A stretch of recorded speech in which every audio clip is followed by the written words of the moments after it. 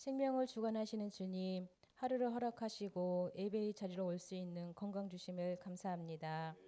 주님이 지신 십자가 사랑으로 우리의 죄와 허물을 씻어 주셨지만 세상 욕심에 흔들리고 세상과 타협하며 살았습니다. 섬기기보다는 섬김을 받으려고만 했습니다. 우리의 교만과 이기적인 마음을 용서하여 주시옵소서.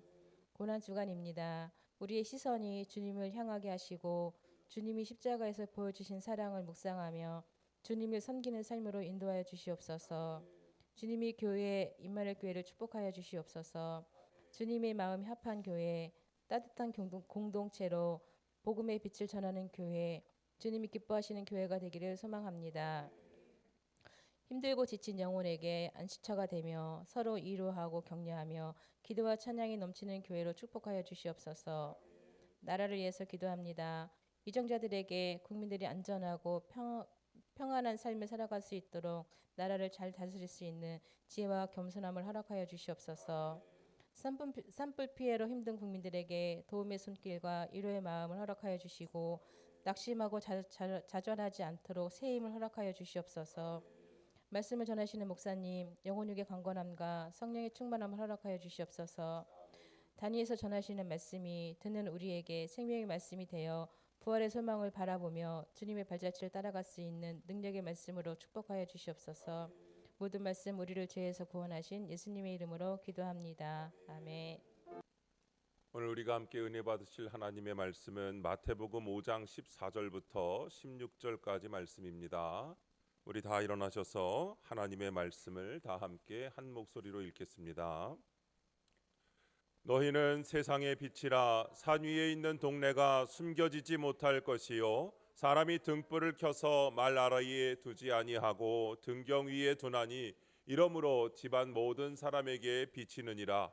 이같이 너희 빛이 사람 앞에 비치게 하여 그들로 너희 착한 행실을 보고 하늘에 계신 너희 아버지께 영광을 돌리게 하라. 아멘.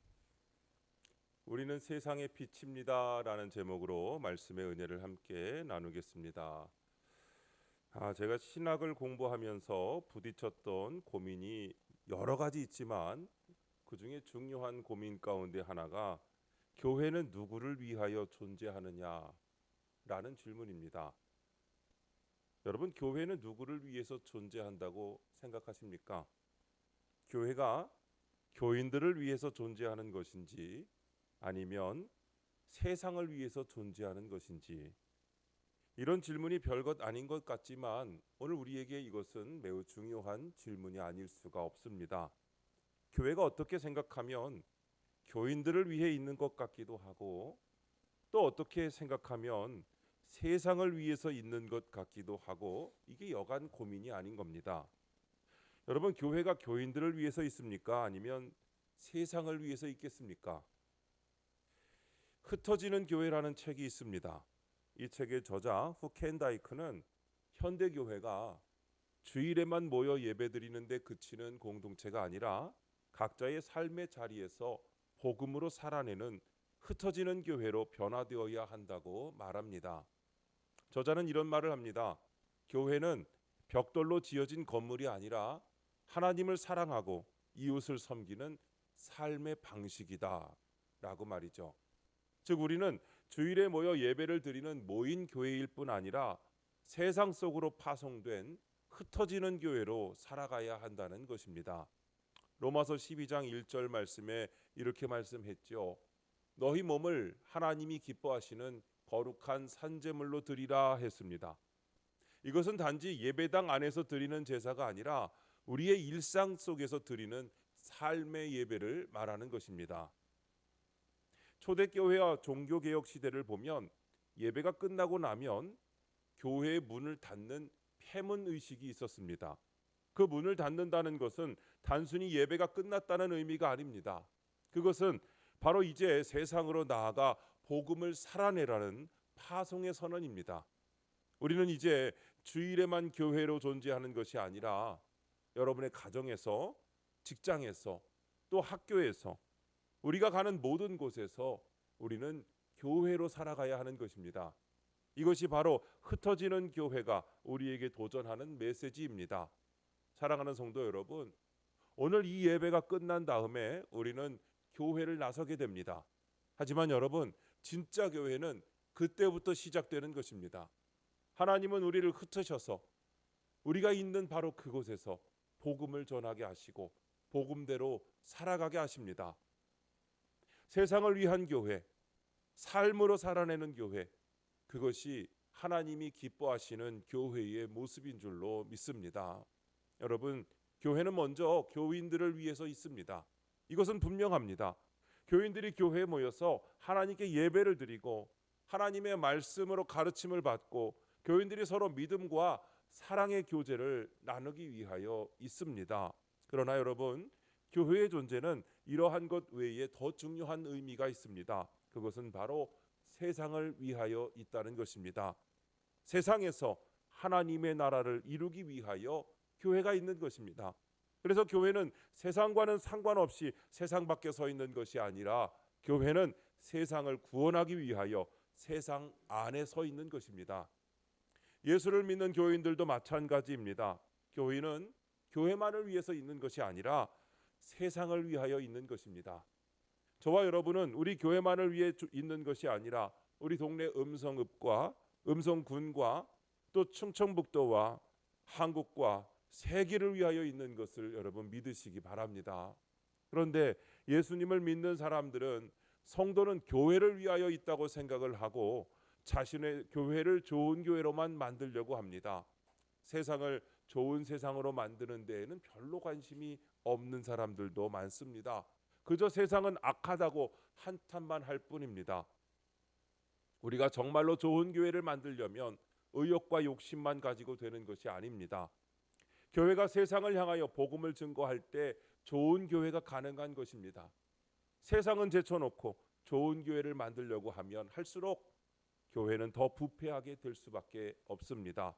좋은 교회가 되지 못하는 겁니다. 세상은 점점 더 나빠져 가는데 교회만 좋아지지 않습니다. 교회도 점점 나빠져 갈 수밖에 없는 것입니다. 이것은 당연한 것입니다. 성도 여러분, 하나님의 관심은 교회에도 있지만 세상에도 있다는 것을 우리는 꼭 기억해야 합니다. 하나님은 성도들이 교회에서 예수를 열심히 믿는 것도 좋아하시지만 세상에서도 예수를 열심히 믿는 것과 같은 그 생활을 지속하기를 원하십니다. 그런 결과로 예수를 믿는 사람들이 세상에 나아가서 세상의 방법이 아니라 하나님의 방법과 하나님의 뜻대로 살기를 원하십니다. 여러분, 교회 안에서만 하나님의 뜻대로 사는 것이 아니라 우리가 하나님의 뜻대로 정말 살아야 하는 것은 바로 세상 속에서입니다. 여러분이 있는 바로 그곳에서 하나님의 뜻을 이루며 살아가는 주님의 백성들 되시기를 축원드립니다.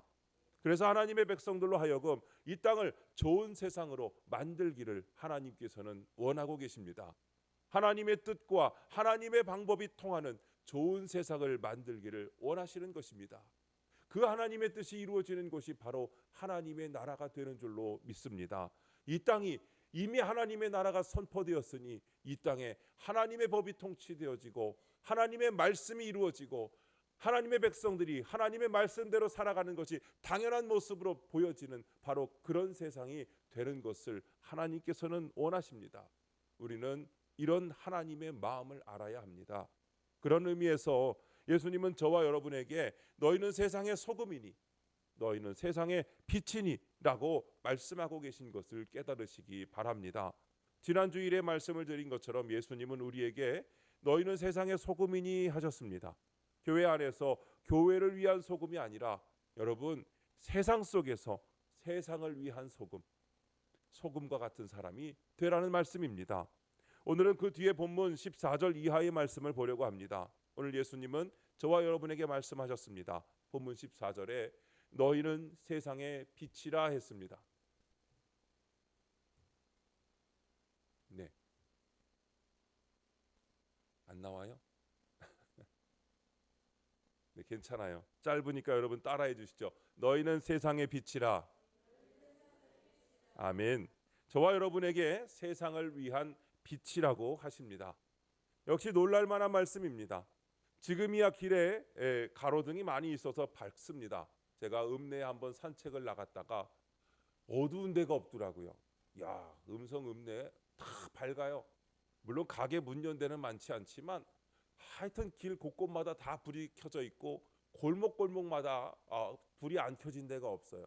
심지어 저기 하천가에 가도 밤새 불이 켜져 있어요. 얼마나 밝은지 모릅니다. 그런데 여러분, 제가 어렸을 때 살던 동네는 물론 예전이기도 하지만 제가 살던 동네는 주로 군인 관사에 살았고 거기는 가로등이 없는 시골이라 참 어두웠습니다. 그래서 친구네 집에 놀러 갔다가 좀 늦게 있어서 캄캄해졌을 때 집에 올 때면 어느 날은 달도 안 뜬 날 정말 앞이 하나도 안 보이는 경험을 해본 적도 있어요.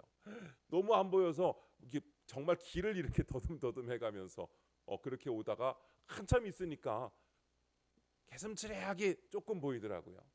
그런 날 여러분 정말 하나도 안 보일 때 작은 손전등이라도 하나 있어서 그걸 켜면 그렇게 잘 보일 수가 없죠. 이렇게 빛은 중요합니다. 빛이 없으면 길이 안 보이고 앞을 어떻게 갈지 알 수가 없이 막막합니다. 여러분 정말 빛이 없는 세상을 상상해 보십시오. 어떻게 해서든지 살기는 살겠지만 얼마나 답답하겠습니까? 빛은 반드시 있어야 합니다. 빛은 사명이 있습니다. 오늘 빛의 사명이 무엇일까 할 때에 첫 번째로 빛은 순수하고 아주 밝은 것입니다. 그리스도인은 세상의 빛이기 때문에 순수하고 밝아야 합니다. 양심이 밝고 마음이 밝고 생활이 밝아야 합니다.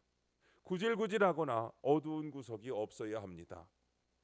한 목사님이 성경 공부 시간에 이렇게 말했습니다. 다음 주에는 아주 중요한 교훈에 대하여 배우겠습니다. 그러니 예습하는 차원에서 마가복음 17장을 모두 꼭 읽어오세요. 그 말에 모두가 고개를 끄덕끄덕 했습니다. 그 말대로 하겠다는 뜻이죠. 다음 주일이 되자 목사님은 성경 공부 참석자들에게 지난주에 마가복음 17장을 읽어오라고 말씀드렸는데 읽으신 분 한번 다 손 들어 보시겠어요? 했더니 그 방에 있는 모든 사람들이 다 손을 드는 겁니다. 그러자 목사님이 이렇게 말씀합니다. 그거 참 재미있군요. 마가복음은 16장까지밖에 없는데 말입니다. 최소한 오늘 적절한 교훈을 배우게 되었습니다. 오늘은 성경에서 거짓말에 대해 어떻게 말씀하시는지 배우도록 하겠습니다. 라고 얘기했다고 합니다. 거짓말에 대한 가장 엄한 형벌은 거짓말이 들통나는 것이 아닙니다. 거짓말을 한 사람이 다른 사람의 말을 믿을 수 없게 되는 숨겨진 처벌이 정말 무서운 것입니다. 여러분, 사람이 술을 먹으면 제일 많이 하는 말이 무엇인지 아십니까? 술을 먹어봤어야 알죠. 술 안 취했다고. 그 말도 맞겠네요. 어떤 사람이 예수 믿기 전 술집을 드나들 때 녹음기를 가지고 술집에 가서 술을 먹으면 무슨 말을 제일 많이 하는지 녹음을 다 해봤대요. 술이 어느 정도 들어가니까 말이 나오기 시작하는데 제일 많이 나오는 말이 솔직히 말해서, 계속 솔직히 말해서가 나오는데요. 솔직히 말해서 이 말이 제일 많이 나오더래요. 그 다음 많이 나오는 말이 형님, 이 말이 제일 많이 나오더래요. 형님, 솔직히 말해서 1등, 형님이 2등. 계속 그렇더랍니다. 술이 들어가면 취중진담이라고 해서 솔직한 얘기를 많이 한다는 말이 있습니다. 그런데 여러분, 술이 들어가야 솔직히 말한다면 지금까지는 거짓말을 많이 했다는 뜻 아니겠습니까? 그러면 진실을 말하지 않고 살다가 술만 먹으면 정직해진다는 뜻이니 그럼 얼마나 거짓말을 많이 하고 산다는 이야기입니까? 여러분, 우리는 밝게 살아야 되겠습니다. 정직은 세 가지 면의 정직이 있습니다. 먼저 하나님께 정직하셔야 합니다. 그 다음에는 사람에게 정직하셔야 됩니다. 그리고 여러분 자신에게 정직하셔야 합니다. 남은 속여도 자신은 속일 수 없습니다. 다 속여도 하나님을 속일 수 없습니다. 여러분, 우리는 세상의 빛입니다. 밝게 사시기를 주님의 이름으로 축복합니다. 두 번째로, 빛은 어둠을 몰아내고 밝게 해줍니다. 여러분, 어둡던 방이 등불을 켜면 어두움이 물러갑니다. 어두운 방을 빛으로 가득 채우면 어둠을 물러가게 하는 것은 빛으로 가득 채우는 겁니다. 이와 같이 참빛이 비추어지면 어둡던 마음이 밝아지는 줄로 믿습니다. 어둡게 살던 사람이 밝게 살게 됩니다. 어둡던 가정이 밝아지고 어둡던 세상이 밝아지는 것은 빛이 그곳에 비추어질 때 가능한 것입니다. 빛 앞에 어두움은 힘을 못 쓰고 물러가게 됩니다. 우리가 사는 세상은 어두운 곳이 참 많습니다. 옛날에 헬라 어떤 철학자는 대낮에 등불을 들고 다녔다는 거예요. 사람들이 아니 왜 그러시느냐고, 뭔가 좀 이상하신 거 아니냐고, 왜 등불을 낮에 들고 다니시냐고 물었더니 세상이 어둡기 때문에 들고 다닌다고 했다고 합니다. 그 말이 굉장한 의미가 있습니다. 눈으로 보는 세상은 밝아 보이는지 모르지만 이 세상이 죄로 어둡기 때문에 도대체 어두운 이 세상에 등불을 켜는 상징적인 모습을 보여줬다는 것이죠. 여러분, 그런데 그때 세상이 어두웠다면 지금 우리가 사는 세상은 더 어둡습니다. 그래서 우리 교회의 역할이 중요하고 우리 그리스도인 한 사람 한 사람의 역할이 너무나 중요한 것입니다. 여러분, 우리는 나 개인의 이익을 추구하며 살다가 인생을 끝낼 존재들이 아닙니다.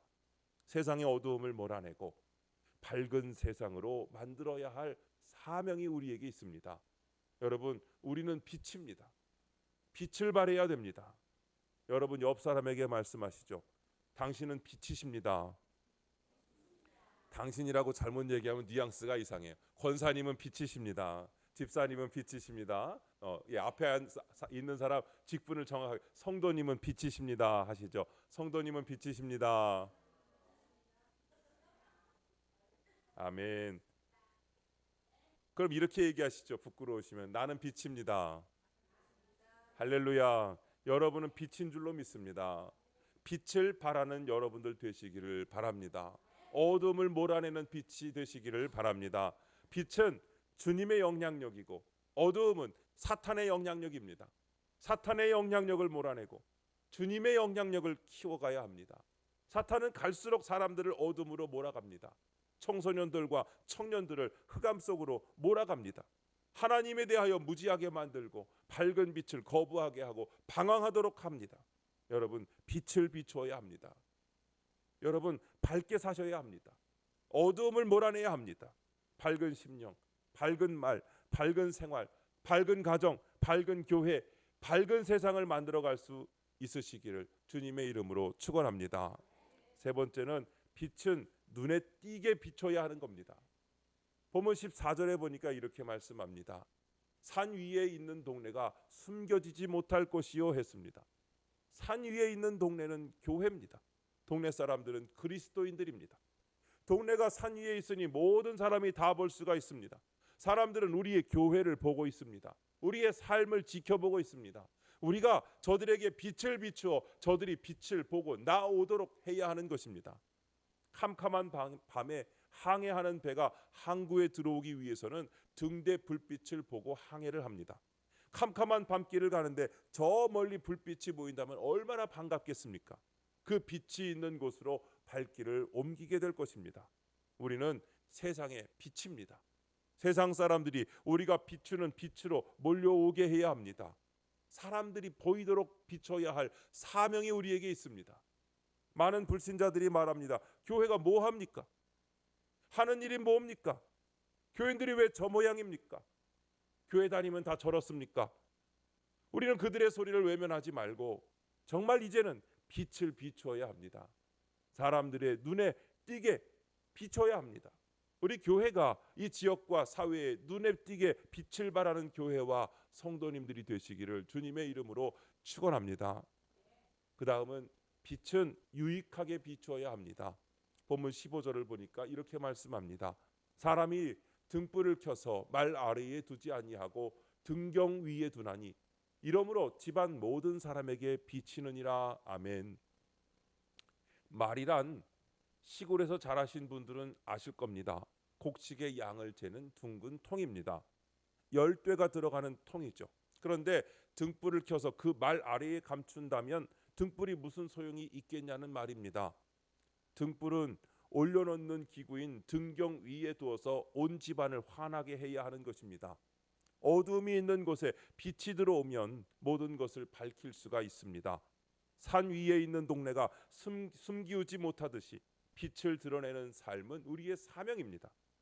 등불을 등경 위에 두어 비추듯이 그리스도인들은 먼저 자신의 삶에 있어서 어두운 곳이나 숨겨진 부분이 없어야 할 줄로 믿습니다.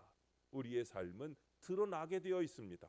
그러므로 성도의 삶에 청결한 양심, 깨끗한 마음, 참된 경건한 모습이 끊이지 않아야 하는 것입니다. 성도의 삶은 불신자들의 생활과 전혀 다를 수밖에 없습니다. 성도가 가지는 가치관이나 인생관이나 물질관이나 세계관이 뚜렷이 보여져야 합니다. 그 힘든 삶을 어떻게 삽니까? 험한 십자가 붙드시겠다면서요. 험한 십자가 붙드시는 것이 그렇게 쉬운 건 줄 아셨습니까? 험한 십자가 붙드는 것은 힘든 일입니다. 어려운 일입니다.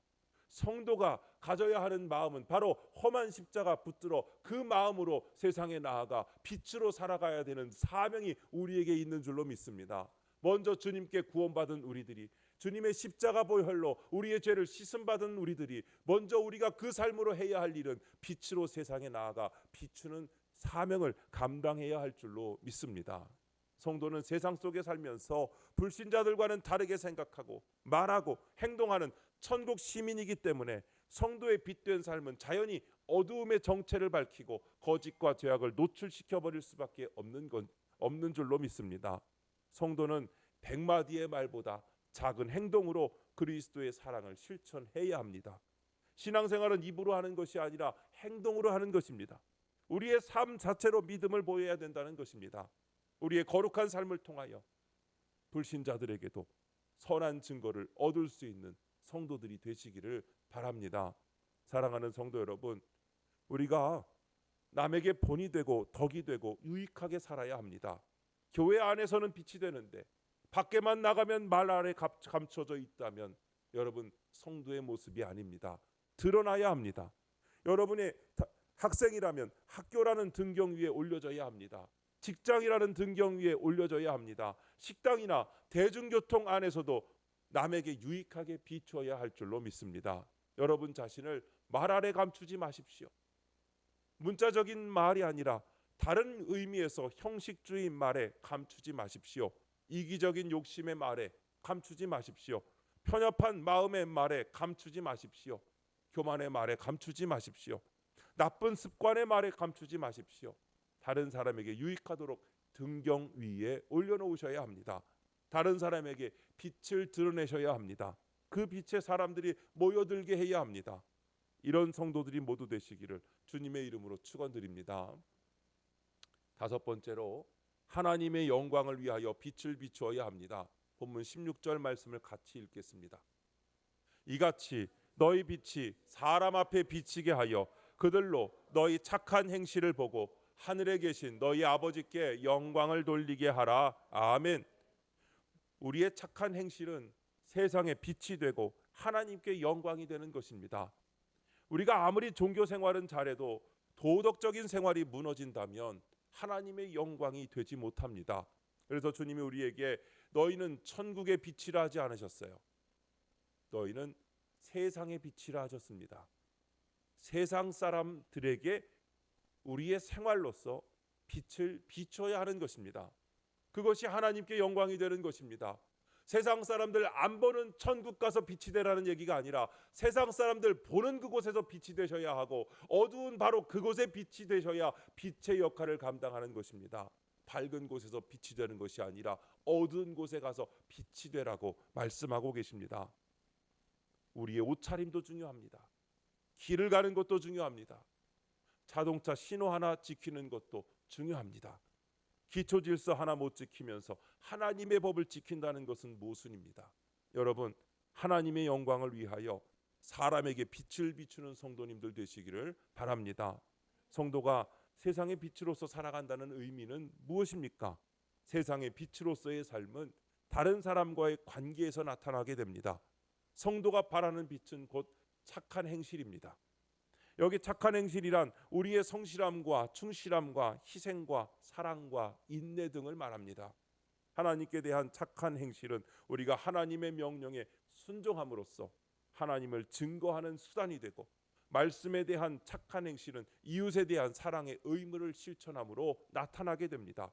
착한 행실은 그리스도인이 말하고 행동하는 모든 것, 즉 그 외적으로 나타나는 모든 것을 의미하고 있습니다.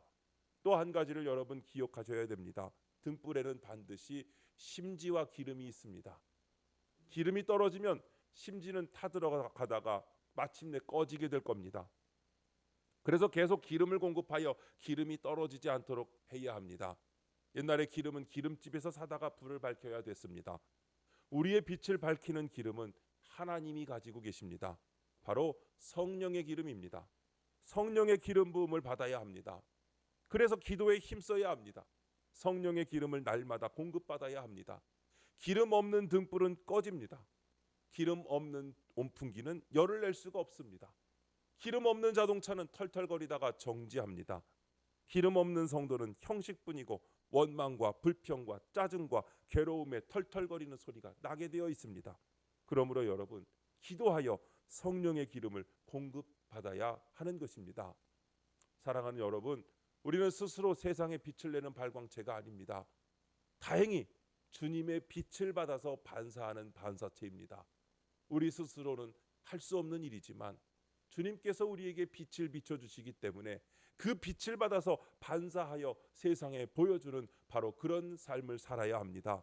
요한복음 8장 12절에 보니까 이렇게 말씀합니다. 같이 읽겠습니다. 시작. 나는 세상의 빛이니 나를 따르는 자는 어둠에 다니지 아니하고 생명의 빛을 얻으리라. 아멘. 그러므로 참 빛이신 주님의 빛을 받아서 세상에 비추는 것이 우리의 사명입니다. 여러분, 그러기 위해 예수로 충만하시기를 바랍니다. 예수님의 인격을 담고 그 마음을 담고 그 삶의 모습을 닮아서 우리의 십자가를 지고 주님의 뒤를 따라가는 험한 십자가 붙들고 살아가는 저와 여러분이 되시기를 바랍니다. 사랑하는 성도 여러분, 우리는 세상의 빛입니다. 세상에 비추어 어두움을 몰아내고 밝은 심령, 밝은 가정, 밝은 세상을 만들어가는 저와 여러분 되시기를 주님의 이름으로 축원드립니다. 기도하겠습니다. 사랑과 은혜의 하나님 아버지, 우리가 그동안 교회 안에서만 빛을 비추려 했던 모습들을 용서하여 주옵소서. 세상을 향해 나아가야 할 사명을 외면하고 자신의 유익만을 구했던 저희들을 불쌍히 여겨 주옵소서. 이제는 우리가 사는 가정에서, 일터에서, 학교에서 우리의 말과 행동이 빛이 되게 하여 주시옵소서. 어둠을 몰아내는 정직한 삶을 살게 하시고 사람들 앞에서 숨지 않고 주님의 사랑을 실천하게 하옵소서. 우리의 착한 행실을 통해 사람들이 하늘에 계신 아버지께 영광을 돌리게 하시고 우리의 삶이 복음의 통로가 되게 하옵소서. 주님, 저희가 세상의 어둠 속에서 길을 잃고 방황할 때마다 주님의 빛이 저희를 인도하여 주실 것이라는 약속을 믿습니다. 저희를 주님의 빛으로 변화시켜 주시고 저희 삶이 이웃에게 희망과 사랑을 전하는 등불이 될 수 있도록 인도해 주옵소서. 주님, 저희는 스스로 빛을 낼 수 없는 존재인 것을 고백합니다.